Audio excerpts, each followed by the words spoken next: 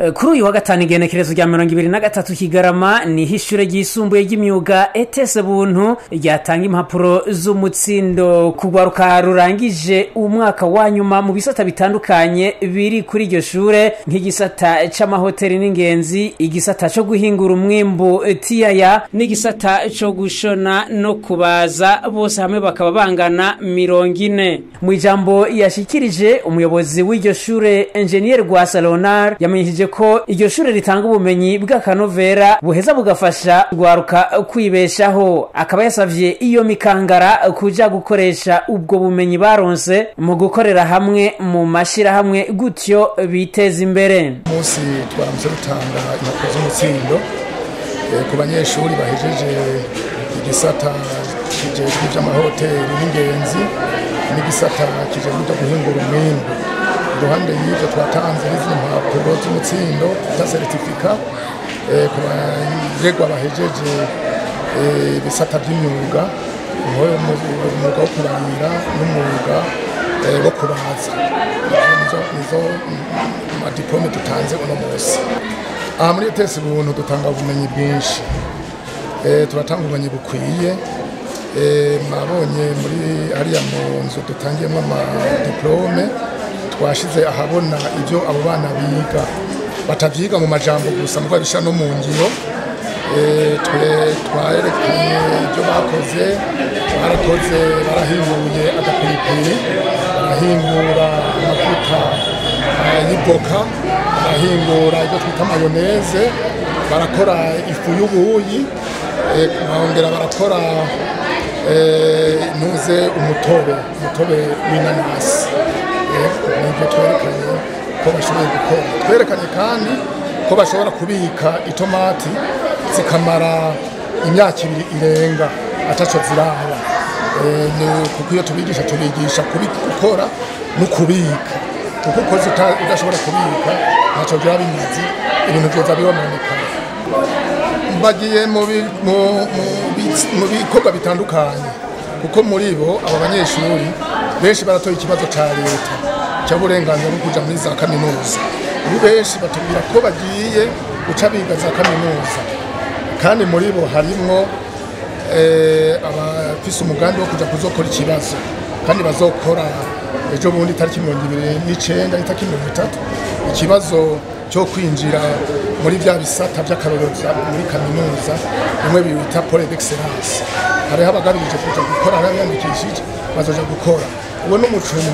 Hariho n'abandi novuga ko bagiye mu buzima busanzwe. Abo rero tubahimiriza kudapfunya amaboko, ntibaje kwiyita nk'abandi ngo nabashomeri, kuko barabyize barabizi neza muzo twabigishije, nta numwe buri cyakora. Twibwira ko bagiye kwiyungunganya, twababwiye ko baja hamwe bakagira ishira hamwe kugira ngo bungurane inguvu n'ubwenge. Uwaserukiye abavyeyi Bigirimana Emmanuel yakengurukiye abatanguje iryo shure kuko ngo ririko rifasha abana babo mu kubaronsa ubumenyi butandukanye buzobafasha kwitunga mu buzima. Nibyo duheje kubonera n'amaso yacu. Je nakoze ko n'ikintu kininiya cyane igihe yavuga ko iri shure ryatanguye ari ryo kwigisha gusoma no kwandika. Mugabo no munsi bakaba bageze kuri urugero aho bashira ibintu ahabona. Ibi byose rero bikaba biva kugira abarezi bafise n'ubumenyi, kuko ubwenge bwobwo buratandukanye n'ubumenyi cyane. Kuko nimba bageze ku rugero aho umunyeshuri byamwigisha mu ishure bashobora no kubishira mu ngiro bakabishira mu bikorwa, ni ibintu byiza cyane. None naho murasanze mubizi ko bavuga ko atawutanga ibyo adafise, ibyo biva ku bumenyi basanze nabo nyene bararonkeje kandi bakaba bafise n'ubwo rugero bwo kubutanga. Je ndashimiye cyane abantu biyumviriye gushiraho rino shure. Fondation Buntu yemeye ko iri shure rija ngaha hantu, je ndayikeje cyane gose.